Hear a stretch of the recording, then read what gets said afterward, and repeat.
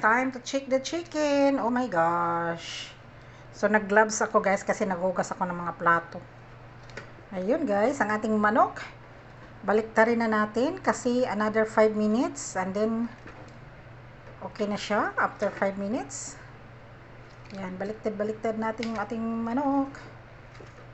5 minutes lang to guys, tapos luto na yan.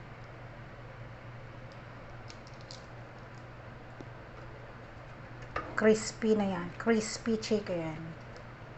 Pag nasa air fryer, mabilis lang yan, di ba? So, yun. Kita niyo yan guys. Ano yung batang dilim? Okay. So, yun. So, another 10 minutes niyan mamaya. So, hayaan na muna natin siya dyan. Wow, looks yummy, di ba? Hindi pa yan luto guys. 15 minutes pa lang kasi nilagay ko dyan. So, lulutuin natin siya for 25 to 26 minutes. So, mayroon pa siyang ilang minutes. So, yun. Very high.